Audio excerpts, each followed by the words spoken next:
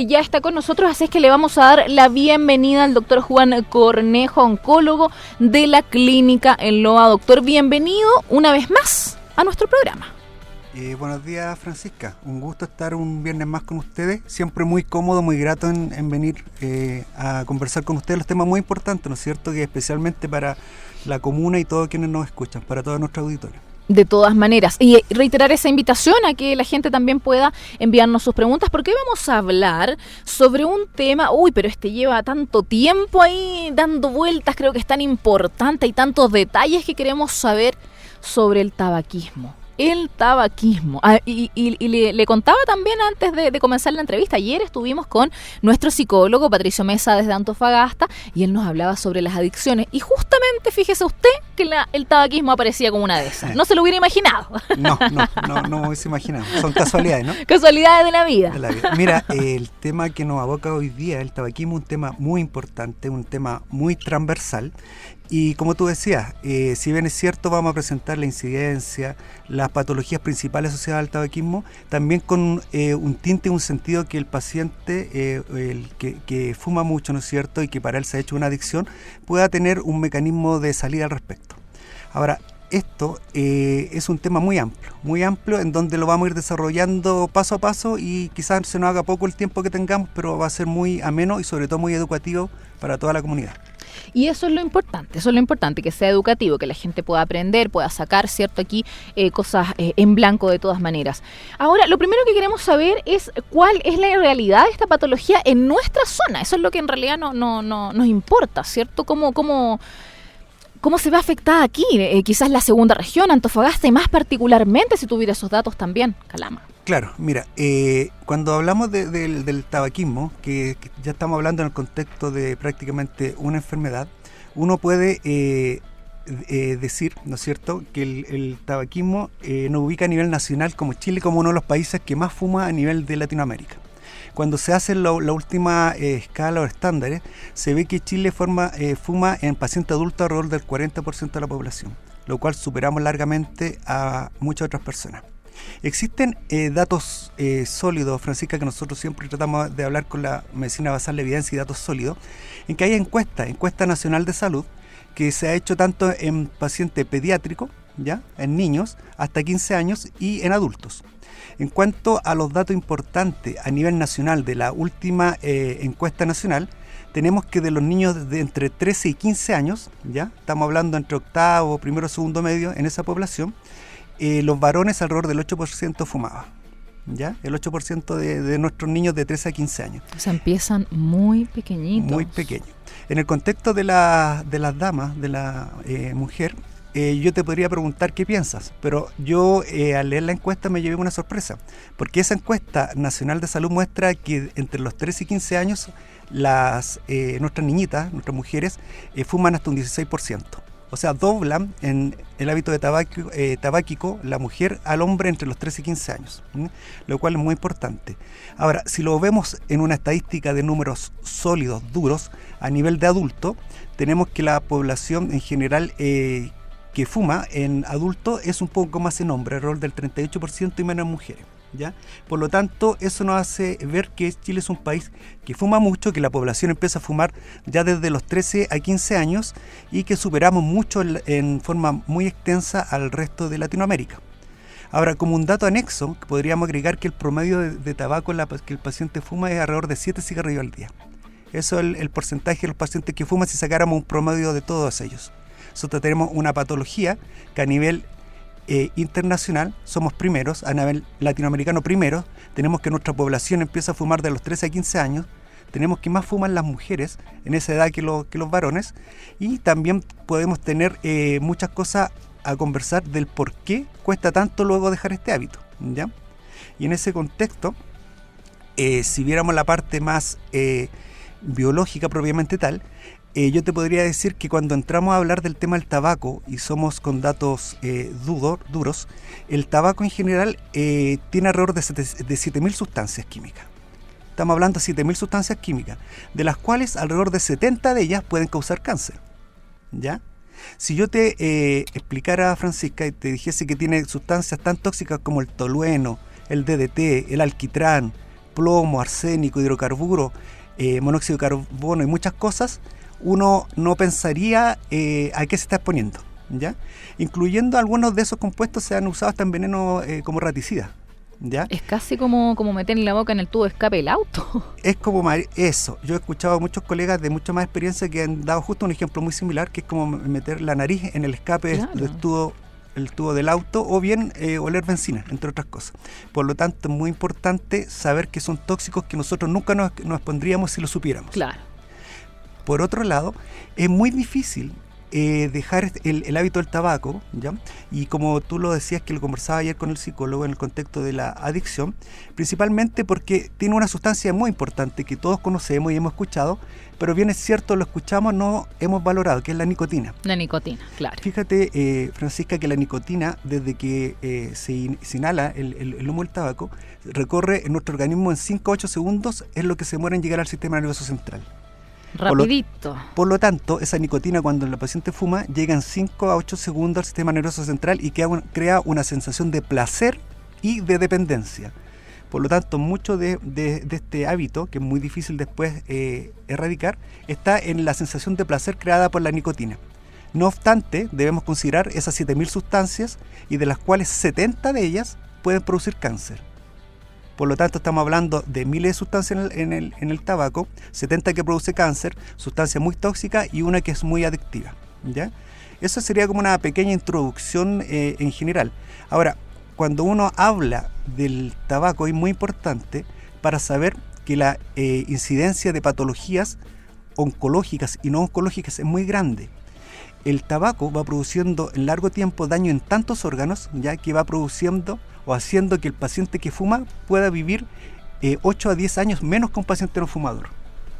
Ahora, siempre las personas, ¿no es cierto?, dicen doctor, pero en forma muy coloquial, de algo hay que morirse. Justamente le quería preguntar eso, porque hay mucha gente que, y yo he conversado con fumadores y me han dicho exactamente eso, o sea, bueno, pero es que de algo hay que morirse, pero yo quiero que usted nos explique algo, porque, claro, una cosa sería, ok, me voy a morir porque, sí, ¿sabes qué? Resulta que tienes una enfermedad que está asociada, ¿cierto?, al tabaquismo y te vas a morir en 2 días más, listo, claro. Nos preparamos 2 días más, me fui. Claro. Pero no funciona de esa forma, ¿no? No funciona de esa forma. Y generalmente los cáncer tampoco no es una enfermedad, y esto lo digo con mucho respeto, no es una enfermedad agradable tampoco.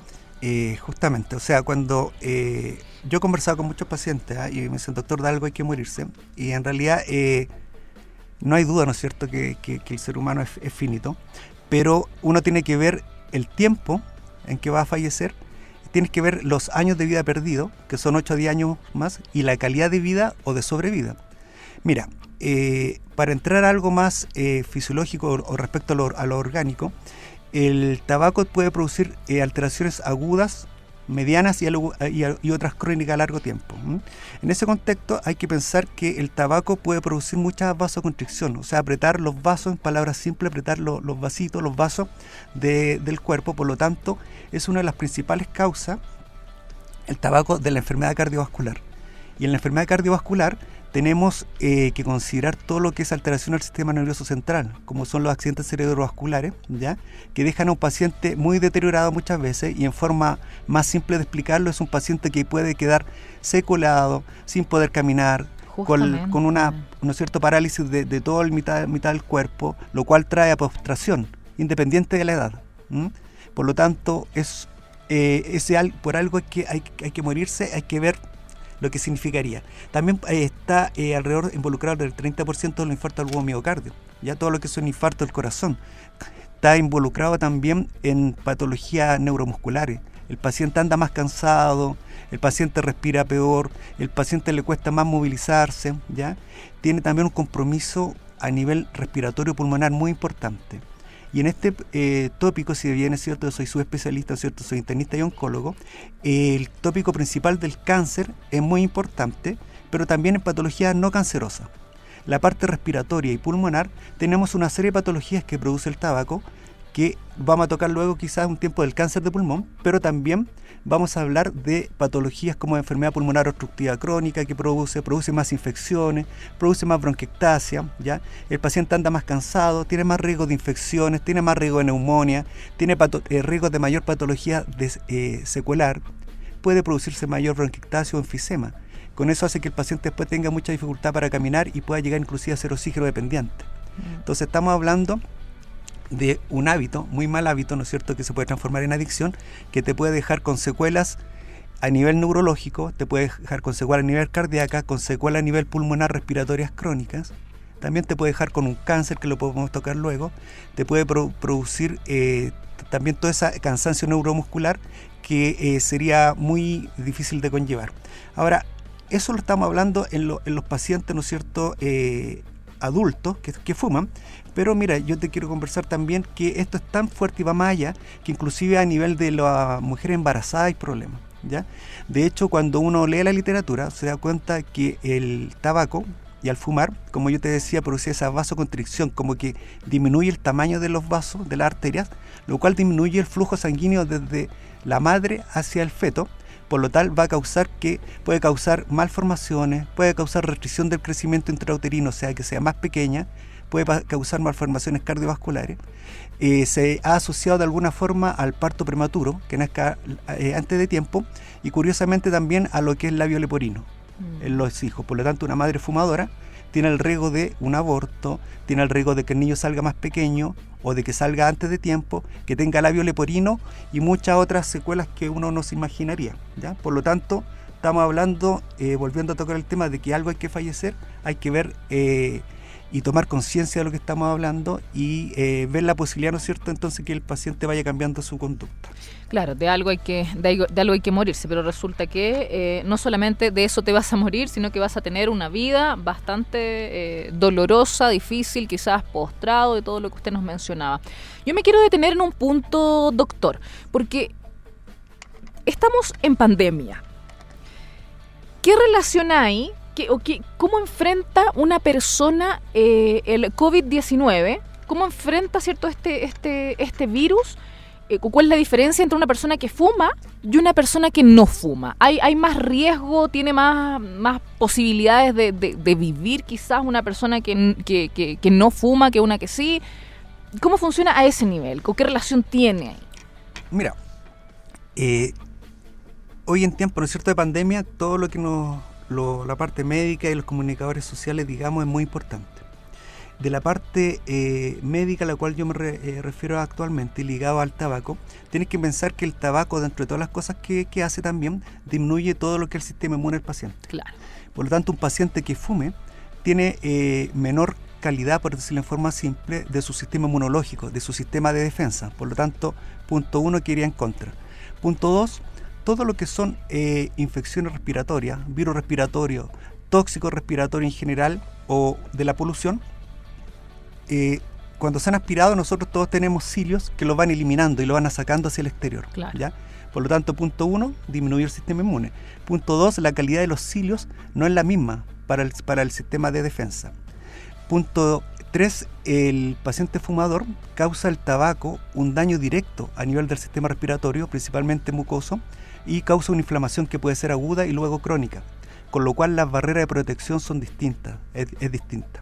O sea, va a estar totalmente en desventaja. Claro, claro. Cuarto, piensa tú que la parte de los pulmones, la parte respiratoria alveolar, va haciendo un mecanismo como de válvula en que va entrando y sacando el aire, pero también en la parte respiratoria, los bronquios, las secreciones. Por lo tanto, un paciente que fume mucho puede tener mayor secreciones, con menor sistema inmunológico, los cilios no van eliminando, por lo tanto, es un paciente que va a estar siempre con tendencia a la sobreinfección. Por lo tanto, siempre va a tener más riesgo al presentarse una patología como el coronavirus. Amén también de que va a tener disminuido su sistema de defensa. Por lo tanto, hay muchas causas para ver, ¿no es cierto?, la conveniencia de dejar este hábito. Bueno, nos queda más que claro, es feo que lo diga de esa forma, ¿no? Pero la enfermedad, ¿no?, de moda, lamentablemente, en este último tiempo. Sí, mira, dato importante, ya que estamos ya en la conversación en pleno. Es importante y siempre a nosotros nos consultan o nos dicen, algunos varones nos han dicho, pero doctor, yo fumo y es problema mío, ¿no es cierto? Pero uno le ha tenido que explicar que existen algunas teorías que han sido certificadas, que se llama el paciente, ¿no es cierto?, que fuma, que puede tener la patología oncológica o no oncológica. Está el paciente que se llama el tabaquismo pasivo, que es el paciente que lo acompaña. Claro, y ese tema, también nos vamos a ir para ese tema. Sí.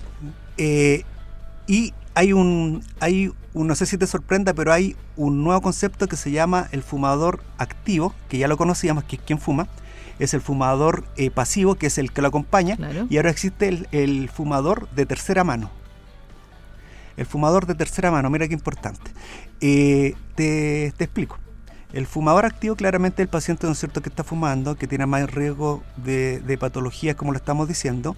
Pero el fumador pasivo, que habitualmente son las esposas, ya claro, que se da mucho antiguamente, las esposas del fumador, claro, se vio que tenía más patologías respiratorias y también más patología asociada al cáncer. Entonces uno podría decir, ¿qué dicen los números al respecto? Y yo te podría decir, de forma objetiva, que por ejemplo, en Latinoamérica, del años anteriores, se vio que habían fallecido asociados al tabaco alrededor de 1 millón de personas, ¿ya? Y de ese número de personas, principalmente el 90% estaba asociado a pacientes fumadores, ¿ya? Pero de ese millón de personas, 900.000 eran fumadores y 100.000 eran pacientes no fumadores. En un informe del año 2019 se decía que habían fallecido alrededor de 8 millones de personas a nivel mundial asociadas al tabaco, y de esos 8 millones, 1 millón de personas eran personas que no fumaban, no fumaban directamente. O sea, eran pasivos. Eran pasivos. Ya. Por lo tanto, podríamos hacer que era el familiar cercano, claro, o la esposa. Pero hay un informe ahora en que dice que hay un fumador de tercera mano que viene a ser habitualmente los hijos y habitualmente los pacientes lactantes, en donde si tú fumas, tú vas a quedar con tu ropa contaminada, y luego va a ir alguien y esa contaminación queda permanente y la puedes llevar por tu mano a una tercera persona. Y eso es lo que antes no se conocía y solamente se hablaba del fumador activo y del pasivo, pero hay un tercero ahora que entra en el contagio y que habitualmente son los niños pequeños. Y es por eso que uno insiste tanto en que la persona que fuma o quien tiene contacto con el fumador se cambie la ropa, independiente haya fumado o no, pero que haya estado en un ambiente de cigarrillo, necesita cambiarse la ropa antes de atender a su bebé, a su lactante, si no, también habría una forma de contaminación o de contagio para estos lactantes. Y por eso tenemos el paciente que fuma, su acompañante, y la tercera persona que no está en contacto, está en otra sala, pero que tuvo contacto con ropa, ¿no es cierto?, de quien fumó o estuvo presente en ese lugar. ¿Sabe qué me pasa con esta información? Que, claro, o sea, no me sorprende en el sentido que sabemos que, o sea, después de que ya nos dijo que todo lo que tenía el cigarrillo, no nos sorprende, ¿cierto?, que en realidad sea así tan agresivo, por decirlo de alguna forma, ¿no? Pero claro, yo por lo menos no conocía eso de la tercera mano, así es que información importante, ya sabemos, para las mamás sobre todo, para las mamás no basta solamente, porque lo he escuchado, lavarse las manitos, cambiarse la ropa también es importante. Nos dicen lo siguiente: y cuando uno siente el olor a humo a 3 metros, por ejemplo, en un pub al aire libre, significa, porque sabemos, ¿cierto?, que cuando los fumadores botan el humo, ¿cierto?, llega, pero para todas partes. Eso, por ejemplo, puede significar también un riesgo de aspirar el COVID, o ¿se puede transmitir por ahí también este virus? No, mira.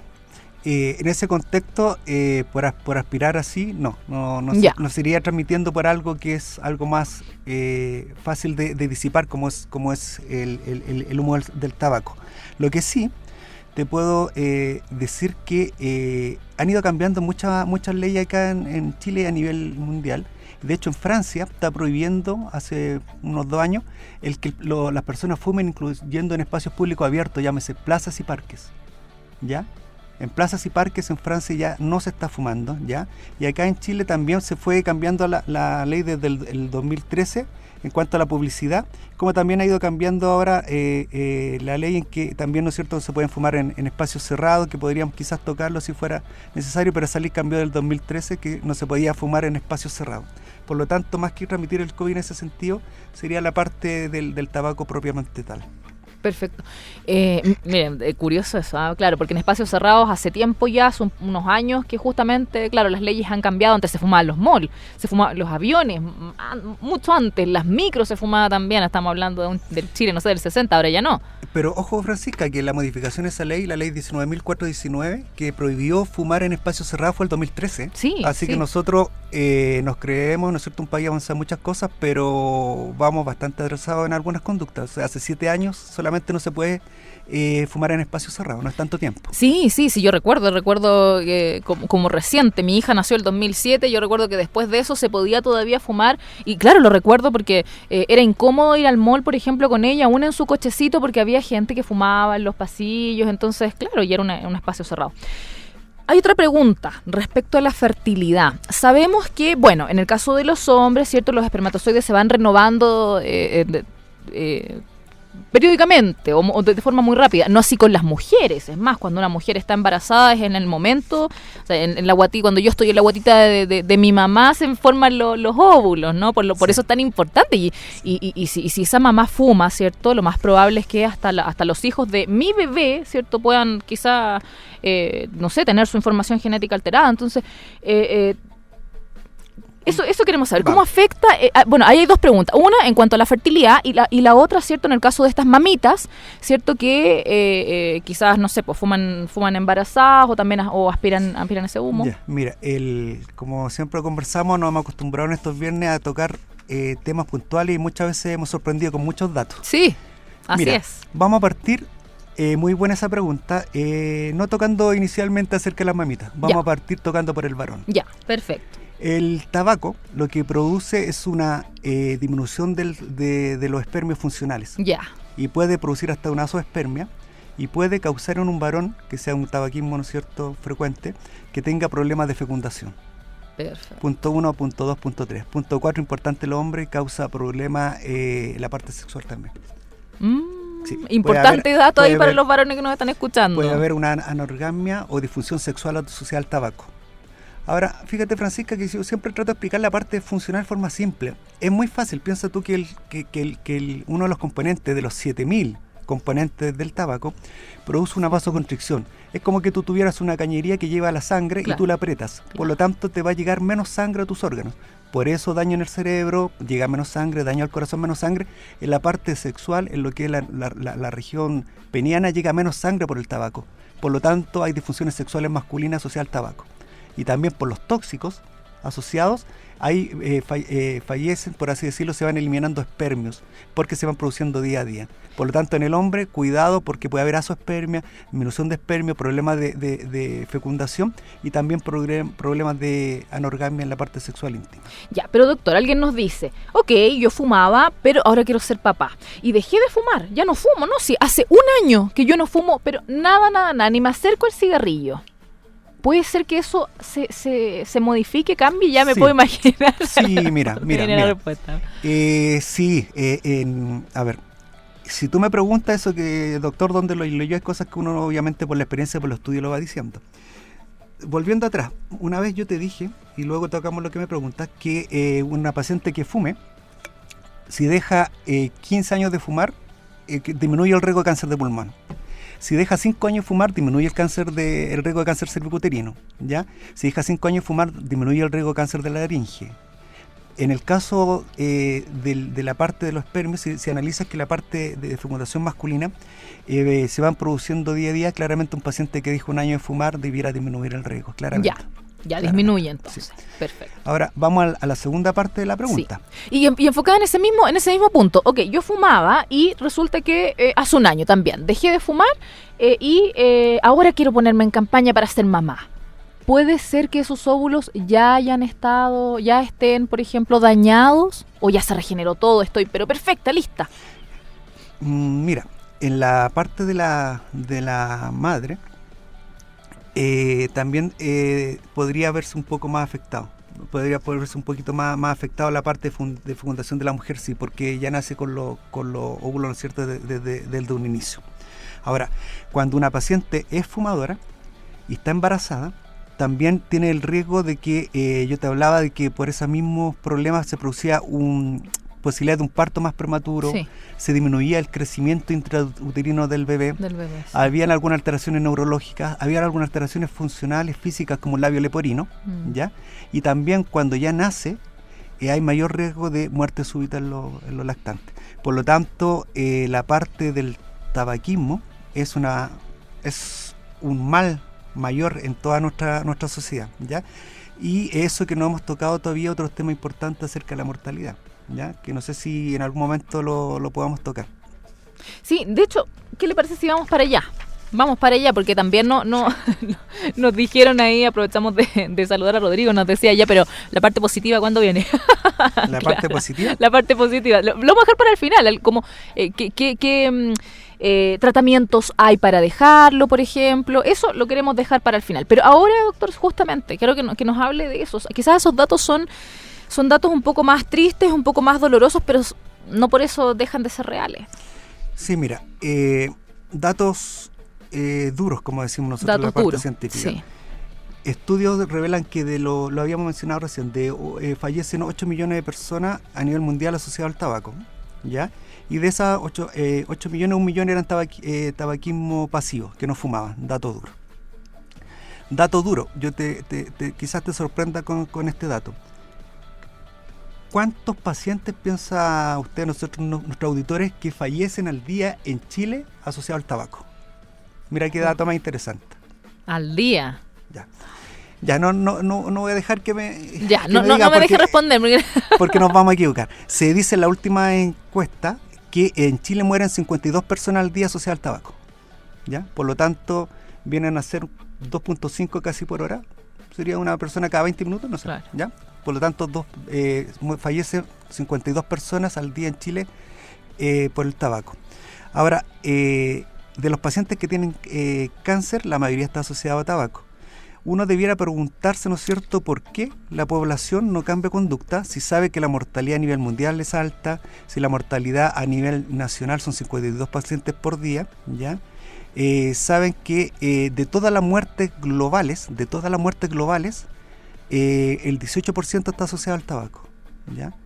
Y en ese contexto tenemos una gran carga, ¿no es cierto?, en lo que es familiar, la carga física del paciente, con todas las secuelas que tiene ese paciente. Son pacientes que no son productivos, que son pacientes secuelados en la parte respiratoria pulmonar, pacientes que pueden llegar a oxigenoterapia, que ya lo hemos dicho, pacientes que pueden estar postrados por un accidente cerebrovascular, pacientes que pueden tener problemas en su embarazo, que pueden tener problemas con sus hijos. Entonces, uno se pregunta también ese gasto espiritual, físico, ¿no es cierto?, familiar, cómo se puede evidenciar también en la parte económica. Fíjate tú que los gastos que ha hecho el gobierno de Chile es bastante importante. Se estima que se gastan a nivel anual, costo anual por paciente con patología asociada al tabaco, 1.2 billones de pesos a nivel nacional. ¿Billones? Sí, billones, no millones, billones. Por lo tanto, estos datos son de la Encuesta Nacional de Salud del 2017. No son datos quizás tan nuevos de ahora, pero son datos de 3 años atrás. Ya son datos muy, muy importantes. Por lo tanto, en ese contexto, uno debiera saber que es una enfermedad, porque ya el tabaquismo es una enfermedad, una adicción, que si tú la logras controlar, va a ser una forma muy, muy no fácil, pero muy útil de cuidarte y de no tener secuelas en general, ¿ya? En ese contexto hay muchos tratamientos que después podemos entrar a tocarlo en general, y muchos mitos también que siempre a nosotros nos han preguntado, por la parte del cigarrillo electrónico, de los vaporizadores, de los chicles, de los parches, pastillas antidepresivos, en fin, que yo estoy dispuesto a contestarte en el momento que lo pongamos en la mesa. No, y eso está súper, súper interesante. Justamente hace 2 o 3 días estaba conversando con mi prima que me decía, ella fuma, y me decía, no, sí, claro, en un tiempo ella intentó dejarlo con estos vaporizadores, pero resulta que me dice, ¿sabes qué? Según leí por ahí, en realidad es más tóxico y más peligroso que el cigarrillo. ¿Es cierto eso, doctor? Mira, ¿o realmente son efectivos? Del tratamiento, el primer dato importante a darte es que siempre muchas personas dicen y luego tocamos los vaporizadores, dice, yo lo voy a dejar cuando yo quiera y lo voy a dejar por mi propia voluntad. Claro. Algunos estudios que se han hecho a nivel de los psicólogos principalmente muestran que alrededor del 5% de los pacientes pueden dejar el tabaco por su propia voluntad. Ya. Por lo tanto, no es algo, ¿no es cierto?, de que sea tan fácil de hacerlo. Claro. Ahora es difícil de consolidar esos datos, de que son datos reales, es lo que tenemos. Un 5% es bastante bajo. Lo otro importante, Francisca, antes de tocar el tema de los vaporizadores, y lo principal es el cambio de estilo de vida. Se ha visto que está muy asociado desde la juventud, si tú lo puedes ver por lo que conversamos desde esos pacientes de 13 a 15 años, que el 8% de los escolares varones fumaban y el 16% de las escolares damas, de las mujeres, fumaban entre los 13 y 15 años.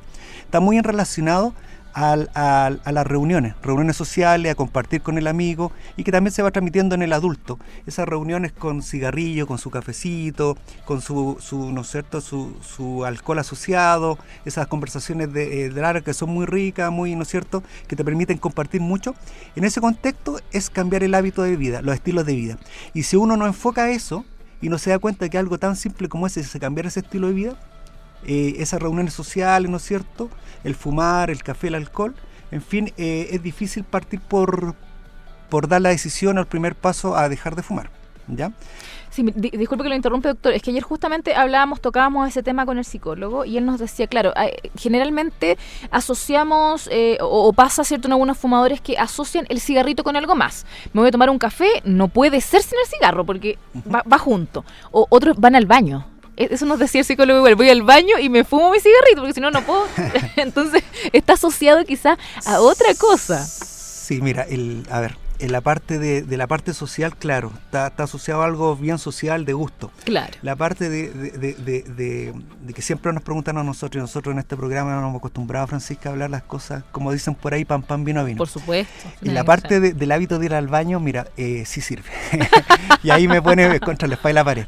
Porque la nicotina, y ahí me salgo de cualquier libreto, la nicotina actúa sobre receptores nicotínicos a nivel gastrointestinal, que hacen que el paciente sí pueda ir al baño con más facilidad a la parte defecatoria. Por lo tanto, eso es realidad. Ya, lo otro es mito. Lo otro es mito. Lo otro es conducta. Ah, perfecto. Lo otro es conducta, claro. Me pusiste entre la espalda y la pared. Lo apreté. Tuve que decir algo bueno al respecto, pero bueno.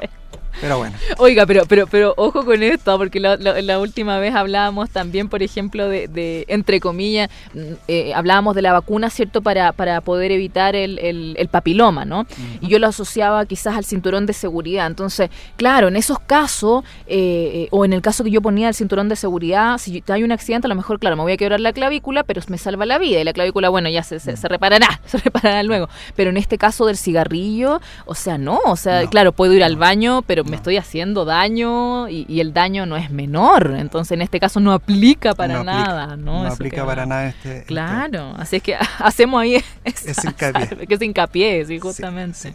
Oiga, respecto al tema del cigarrillo electrónico, al menos se han hablado varias cosas acerca del cigarrillo electrónico. Se han hablado de los vaporizadores también, y últimamente se ha hablado el último año, en realidad, de los calentadores de tabaco, ya como el 2019, de calentadores de tabaco, que no son propiamente tal cigarrillo electrónico ni vaporizadores, ¿ya? El caso del cigarrillo electrónico, el que tiene, ¿no es cierto?, esa pila y que va calentando una cápsula y calienta el líquido. Ahora tú tienes que pensar qué tienen esos líquidos, porque a la larga son líquidos que se calientan y se van a aspirar igual. Sí.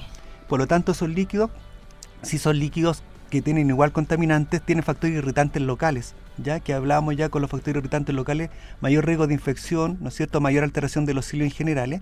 También a muchos de esos también le han agregado nicotina, porque también son empresas, uno lo entiende esa parte, ¿no es cierto?, y la nicotina es la que crea la adicción, la que hablábamos que en 8 segundos subía al sistema nervioso central y crea la adicción. Entonces, estos vaporizadores, estos cigarrillos electrónicos, tienen también esa nicotina y tienen muchos tóxicos. Por lo tanto, la FDA, que es la Asociación de Drogas y de Fármacos y Alimentos de Estados Unidos, los ha prohibido. De hecho, eso está prohibido, inclusive está prohibido en los aviones. Tú no puedes usar eso en los aviones. O sea, no se pueden usar, ¿ya? Ni cigarrillo electrónico ni vaporizadores. Respecto a los calentadores de tabaco, se había descrito que son calentadores del tabaco a menos grados de lo que lo hacen habitualmente el tabaco habitual. Por lo tanto, en ese contexto eran menos tóxicos, pero también se ha visto que, si bien es cierto, calientan alrededor de 350 grados, que es distinto a 850 el tabaco, también son tóxicos, por lo tanto no son recomendables.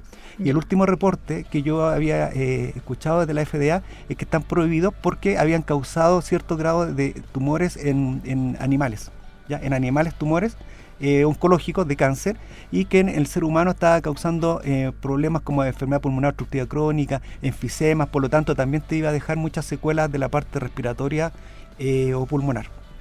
Perfecto. Doctor, rápidamente queremos saber, y esta también es una de las partes tristes y dolorosas también, queremos saber cuáles son los cánceres que están asociados al cigarrillo. Y la semana pasada usted nos hablaba ahí de uno que no lo hubiera imaginado jamás. Yo la semana pasada la sorprendí porque hablé que el cáncer, uno de los tantos cánceres que estamos hablando, el cáncer cervicuterino, que fue muy importante, tuvimos buena aceptación de la semana pasada el cervicuterino, también se asociaba un poco al tabaco. Claro. Mira, de los cánceres en general, el principal cáncer que se van a asociar al tabaco es fácil de considerarlo, ¿no? Si uno piensa que está inhalando las sustancias y las que son cancerígenas, y que hay 70 sustancias cancerígenas que van desde la boca hasta el pulmón, lo primero que debiera saber uno que se va a ver mayor cáncer de lo que es de boca, ya, de lengua, claro, cáncer de orofaringe, de laringe, de tráquea, de pulmón. Ya. Se asocia también a cáncer de faringe y esófago. Se ha asociado en forma secundaria a unos cánceres que son para sorprender, y como siempre sorprendemos con datos, con cáncer cervicuterino y cáncer anal también, ¿ya? ¿Por qué? Porque son distintos tipos de células que están ubicadas en ese lugar, en que el tóxico viaja por la sangre y llega hasta ahí. Entonces te causa un daño local hasta el pulmón, con cáncer de boca, orofaringe, laringe y pulmón, pero también a distancia, a través de los vasos, se deposita en otras zonas y te causa también esos cánceres. Ahora, el cáncer de cabeza y cuello, junto al de pulmón, es lo que más se ve, pero obviamente el cáncer de pulmón. De hecho, en el cáncer de pulmón, el 80% de los pacientes son fumadores, ¿ya? Por lo tanto, el cáncer de pulmón es el principal cáncer asociado al tabaco, y es el principal de cáncer en incidencia, y es el principal cáncer que mata a nivel mundial, a nivel nacional. Y ya que tocamos ese tema, quizás no nos va a alcanzar por el tiempo, te tendría que contar, Francisca, que yo sé que lo habíamos conversado alguna vez, que el cáncer de pulmón es el de mayor incidencia y mortalidad a nivel mundial, y también en Chile. Los estudios a nivel mundial y nacionales muestran una incidencia de alrededor de 20, 23, 24 pacientes por cada 100.000 habitantes, ¿ya? O sea, cada 100.000 personas hay 24 personas que van a tener cáncer de pulmón. Pero hay estudios aquí nacionales, y un colega amigo mío, un oncólogo amigo mío, acaba de hacer una publicación hace una semana en un periódico local, con estudios locales en la segunda región, en donde afirmaba que hasta 40 por 100.000 personas tenían cáncer de pulmón en la segunda región. O sea, casi el doble. Casi el doble. Ahora, otro oncólogo hizo un estudio en el 2012 en donde mostraba que 33 a 35 por cada 100.000 habitantes tenían cáncer en la segunda región. Por lo tanto, si estamos viendo que hay un promedio de 24 por 100.000 habitantes a nivel mundial, y aquí los estudios muestran de 35 hasta 40 por 100.000, tenemos casi el doble cáncer de pulmón. Y esto no es por asustar. Yo creo que hemos podido explicar en forma clara, ¿no es cierto?, los riesgos del tabaco, las 7.000 sustancias que tienen, las 70 sustancias de cáncer que tienen, los tóxicos que aspiran, ¿no es cierto?, el riesgo de la nicotina por la adicción, el tipo de cáncer que puede producir, las secuelas que dejan. Y fíjate que lamentablemente, Francisca, el paciente que tiene cáncer al pulmón es paciente que llega muy tarde a consultar. Es un paciente que a nosotros llega muy tarde, y nosotros nos ¿Porque vemos... no hay síntomas o por qué? Mira, yo creo que primero había un cambio de conducta. El cáncer ha cambiado acá por el aumento del tabaco. Ha aumentado en las mujeres de nuestra zona, ha aumentado el cáncer. Hay un tipo de cáncer de pulmón que se llama adenocarcinoma. Ese se asocia mucho al tabaco, y curiosamente tuvo una elevación importante en las pacientes femeninas, en la mujer. Eso ha ido de la mano con que la mujer, con el cambio de los tiempos, ha aumentado el número de tabaco que fuma, el número de cigarrillos. Por lo tanto, es un punto a considerar. Punto 2, por mucho tiempo se ha considerado que el arsénico también ha jugado un papel importante acá, ¿ya? Local, más que a nivel regional y nacional. Ahora, no sabemos conociendo la idiosincrasia, ¿no es cierto?, de cada parte de nuestro país, si el paciente nuestro a veces ha consultado en forma más tardía porque no ha tenido síntomas, o bien porque no se ha hecho los estudios propiamente tal. Y ahí hay una culpa muy grande, muy grande de la parte médica, ¿ya? Hay estudios que te demostraban antiguamente que una radiografía te servía, pero no se hacían radiografía. No habían programas acá a nivel local que te solicitaran una radiografía. Ahora, si alguien me dice, doctor, me hizo una radiografía, ahora yo tendría que decirle, estamos atrasados muchos años. Porque con la radiografía tú detectabas cáncer, pero muy avanzado por el tamaño. ¿Ya? Actualmente hay un sistema de screening que luego, antes de terminar la conversación, es en base a escáner sin contraste. ¿Ya? Yeah. Hay una forma de screening en que los pacientes que son tabáquicos crónico elevado, tú le puedes hacer un escáner al tórax sin contraste, ¿ya? No hay daño al riñón en otros lados sin contraste, y se demostró que si tú en pacientes que fuman mucho, tú le haces un seguimiento por 5 años con escáner sin contraste, tú logras encontrar... ¿Una vez al año, anual?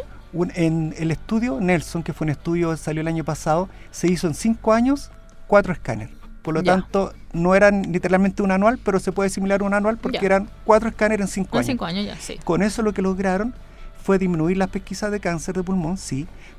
Diagnosticaron cáncer en etapas más tempranas. Francisca, cuando tú diagnosticas un cáncer temprano, basta con que tú lo operes y sacas el tumor y la persona queda sanada. Si ese cáncer tú no lo sacas cuando es temprano, es pequeño, empieza a crecer y a nivel local y por la sangre se empieza a ir a otro lado y cambia todo el pronóstico. Sí, claro, ¿ya? Sí. Ahora, este estudio mostró que los diagnósticos eran más tempranos, los pacientes tenían menos secuelas por cáncer, muchos quedaban curados por cáncer, y de los pacientes que fallecían disminuyó la mortalidad. Fíjate lo importante, mortalidad por cáncer, no estamos hablando de quedar secuelado, disminuyó la mortalidad en la mujer en alrededor de un 33% y en un hombre en un 23%. O sea, de 4 pacientes que mueren por cáncer de pulmón, que ya vimos que eran muchos, que es la principal causa de incidencia y mortalidad a nivel nacional y regional, si tú haces ese sistema de estudio, tú vas a lograr que de 4 mujeres muera una menos y de 3 hombres muera uno menos. O sea, el nivel de impacto es muy grande. Entonces, respondiendo a la pregunta, si bien es cierto, ha sido porque los pacientes se han despreocupado y no han consultado, también ha sido porque han cambiado los hábitos de tabaco, también porque la mujer fuma más, también por el arsénico, pero también muchas responsabilidades ahora tenemos los médicos. Ahora también hay que decir que en ese tiempo no había oncólogo. Oncólogo en Chile somos 120, 150, y se estima que si fuéramos un país desarrollado... Disculpe, doctor, un paréntesis. ¿Acá en Calama hay más oncólogos?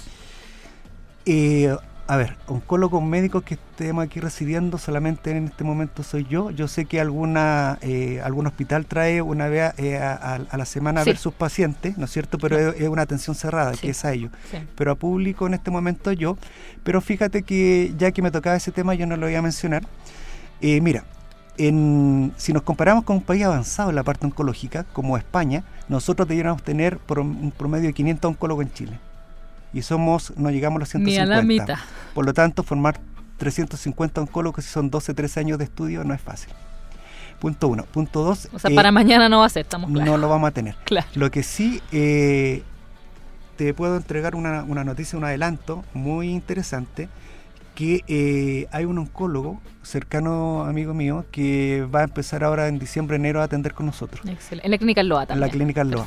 Por lo tanto, tendríamos 2 oncólogos médicos con formación bastante buena, muy buena, atendiendo para una población de 170.000 habitantes. No, y eso es mucho. Usted me dice 2 oncólogos, claro, para esta población, tomando en cuenta que son 150 en todo Chile. Y la mayoría se radica en la zona central, principalmente Santiago. Claro que sí. Pero bueno, ese era un poco el tema, responsabilidad entonces del paciente, pero también de nosotros. Y bueno, te paso, ¿no es cierto?, en parte la responsabilidad que ustedes la han tomado de ustedes como medio de comunicación social, ¿no es cierto?, de poder transmitir vía radio, vía online, ¿no es cierto?, y todas las formas de comunicación que se están haciendo ahora. Sí, de todas maneras, nosotros, doctor, nos tomamos muy en serio esa labor, ¿no?, de informar. Creemos que es muy importante. Doctor, y para ir terminando, la verdad es que no queremos irnos con ese sabor amargo, literal, que deja el cigarro además. Claro. Literal. No, queremos irnos, y aprovechamos de saludar nuevamente ahí a Rodrigo, que me había preguntado. Ahora sí, ¿Qué se puede hacer para alguien que quiere dejar de fumar? O incluso para esas personas que dicen es que no puedo, porque pasa de repente, no puedo, dejo de fumar y me pongo idiota, Claro. Estoy irritable, no sé, no me da hambre, ¿Se puede dejar de fumar primero? Sí Ya. se puede, y se pueden hacer cosas para dejar de fumar, sí. Por Ya. eso, mira, lo principal, Francisca, es cuando alguien quiere, y decimos nosotros en la parte médica, quiere mejorarse, tiene que tener conciencia de enfermedad. Ya. Si un paciente es capaz de darse cuenta, ¿no es cierto?, en palabras simples lo digo, de que es una persona que tiene un tabaquismo, que es un tabaquismo crónico, que le está trayendo problemas orgánicos, problemas familiares, problemas de todo tipo, que ¿Cuánto gasta también un fumador? lo está limitando a la parte, claro, física, social, familiar, económica. Lo primero que tiene que hacer es querer reconocer que tiene que cambiar, punto uno. Dijimos que por algunos estudios de psicólogos decían que solamente el 5% podía dejar de fumar por su propia voluntad. Sí. Por lo tanto, todo el otro porcentaje lo que tiene que hacer es buscar ayuda. Claro. Y el buscar ayuda está primero en los cambios de estilo de vida. Ya. Por lo tanto, tendríamos que recomendar, ¿no es cierto?, esas reuniones, que el cigarrillo, el café, el alcohol, ir dejándolo. Ahora, Un laxante para los que lo ocupan para ir al baño. También. Se puede hacer. Justamente, Todo se puede. Todo se puede. Ahora, cuando tú quieres dejar el tabaco, muchas personas tienen esa crisis de abstinencia, Claro. o de pánico. Sí. Hay cosas que se pueden ocupar. Por ejemplo, hay inhaladores que usan nicotina en menores grados, porque a la larga lo que te está produciendo ese síndrome de abstinencia es la nicotina. Eso que continuamente tú lo tienes a nivel del sistema nervioso central, a nivel hipotalámico, eso. Por lo tanto, tú podrías usar en un paciente que está muy agitado algunos sprays con nicotinas que se absorben rápido. Ya. Si no, está el concepto que todos tienen que manejar, o sea, no todos, pero muchos han escuchado que son más que nada los chicles y los parches. Sí, eso es bien conocido. Sí. El chicle y el parche en general tienen también niveles de nicotina, pero más bajos, en que van haciéndose en forma descendente. Por lo tanto, te van disminuyendo esas sensaciones, esa ansiedad de fumar por el hábito de la nicotina. Claro. ¿Ya? De la nicotina. Los otros que ya se pueden asociar también, actúan algunos antidepresivos. Hay algunos antidepresivos como el bupropión, que fue un antidepresivo que se usó inicialmente para todo lo que era el efecto en tabús o pacientes que estaban dejando de beber alcohol. Por lo tanto, existen fármacos como el bupropión, y hay otros fármacos que actúan a nivel sistema nervioso central, como la vareniciclina, ¿ya?, que también actúan a nivel sistema nervioso central y te van disminuyendo la intención del paciente, ¿ya?, de tener esa sensación de necesitar en forma recurrente lo que es la nicotina.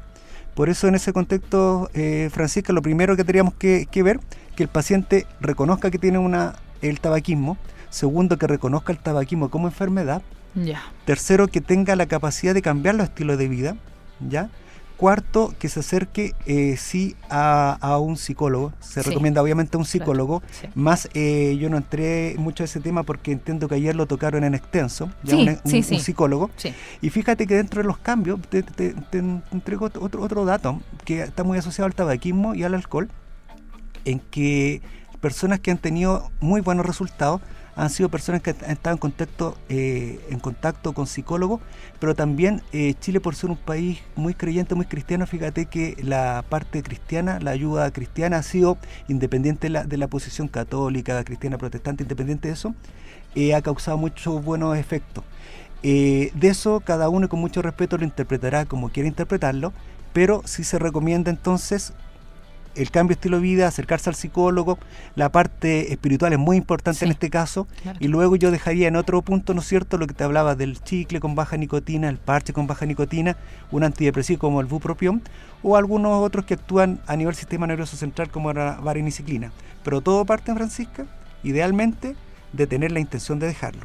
Ahora, si tú me preguntas y vamos más allá, el mensaje es que no es solo para la persona, el paciente adulto, sino que piensa, ¿no es cierto?, el daño que puede traer a sus hijos, sobre todo si vemos que desde los 13-15 años en Chile, el 16% de niñas y 8% de niños varones ya están fumando. De todas maneras, o sea, solo beneficios va a haber la persona que deje de fumar. Y justamente ayer también lo hablábamos con el psicólogo, ¿no? Porque en algunos casos yo le contaba mi propia experiencia, ¿no? Yo también varios años fui fumadora y hasta que tomé la decisión, en mi caso fui parte del 5% que dije, no fumo más y no volví a comprar y no volví, porque claro, tuve quizás una motivación externa como para dejar de hacerlo, digamos. Claro.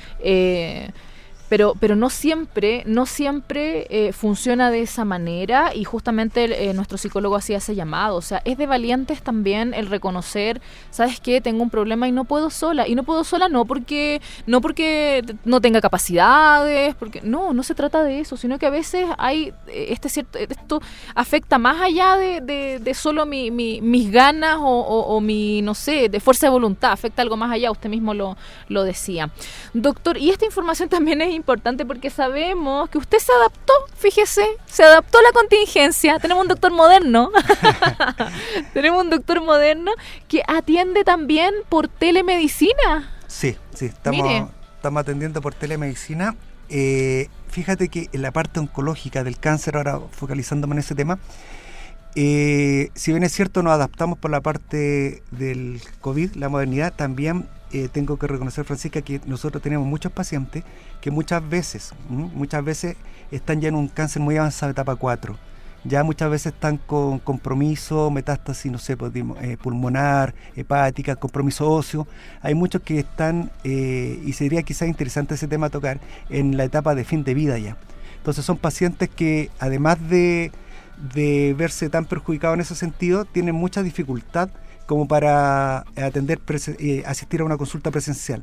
Por lo tanto, en ese contexto también lo podemos hacer, ¿no es cierto?, vía telemedicina. Y también por cualquier paciente que por consulta vía o por preocupación del COVID no quiera asistir, ¿no es cierto?, a nuestra clínica, lo puede hacer con nosotros, obviamente, a través de esa vía, o también pacientes que por su patología crónica o su cáncer terminal tengan que hacerlo por comodidad vía online. De todas maneras, oiga, pero ¿cómo lo hacemos? ¿Cómo lo contactamos? ¿Dónde lo encontramos? En la clínica el LOA, ¿no es cierto? Ahí tenemos la dirección, que te la digo al tiro, que es en Granadero, pero si quieres buscar sería telemedicina.andessalud.cl. Ya, perfecto. Telemedicina.andessalud.cl. Ahí hay dos S, ¿no es cierto? Andes Salud. Andes Salud, sí. Perfecto. Telemedicina.andessalud, 2S, tal como dijo el doctor, .cl. Muy muy bueno eso porque justamente para quienes no puedan mover, si necesitan este servicio, se puede entonces contactar ahí para solicitar mayor información.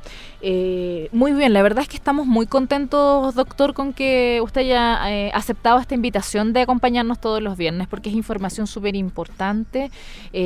Además nos encanta cómo explica. Sí, clarito, nos queda bueno. Sin dudas todo clarito la información. Bueno. Y además esos datos también son bien importantes.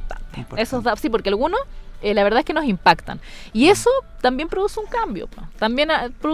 Así es que, bueno, no en el 100% de los casos, pero con que una persona, doctor, nos haya escuchado y diga, ¿sabe qué? No, me hizo clic, yo quiero dejar de fumar.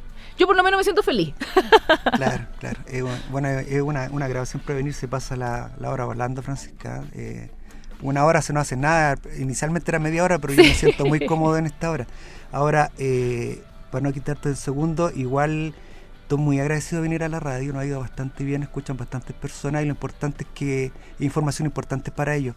Yo te propongo que los próximos temas que podamos hablar, cáncer de mama, que es el cáncer que tiene mayor incidencia y mortalidad en la mujer, y podemos hablar cáncer de mama, incidencia, mortalidad, los factores de riesgo, cómo evitarlo, la importancia de la mamografía, la importancia del autoexamen mamario, los tratamientos y bueno, invitarlos también en nuestra clínica, ¿no es cierto?, en que estamos formando, y yo siempre soy muy cauto en esto, soy el jefe de la unidad de oncología, pero estamos formando una unidad que está llegando a la población de a poco y sobre todo estamos llegando con nuevos colegas, nuevos oncólogos médicos, nuevos cirujanos que nos van a atender, que son expertos en cáncer. Entonces yo cuando llegue el momento, obviamente le vamos a decir a nuestra comunidad, ¿no es cierto?, todos los adelantos que hemos tenido en la parte oncológica en la clínica El LOA, pero por ahora muy contento con estar acá con ustedes y poder compartir en base a nuestros conocimientos oncológicos y a nombre de la Clínica Loa con ustedes Radio Peregrina. Se va a armar un equipo ahí bien potente y que necesario es para esta ciudad, ¿no?, que ha sido postergada, muy postergada. Estamos aquí en Calama, así que estamos contentos de tener un oncólogo y de que se esté formando, doctor, este equipo, así que felicidades por eso. Y bueno, seguimos en ese camino, vamos a tomar de todas maneras eso, el próximo tema que va a ser de este al otro viernes, ¿cierto? Así es. De este al otro viernes vamos a tenerlo nuevamente con cáncer de mamas, ¿no? Ok, compromiso. Compromiso. Agradecemos entonces al doctor Juan Cornejo Quirós, oncólogo de la clínica en Loa. Hoy estuvimos conversando sobre el tabaquismo. Oye, y yo quiero hacerles una invitación también.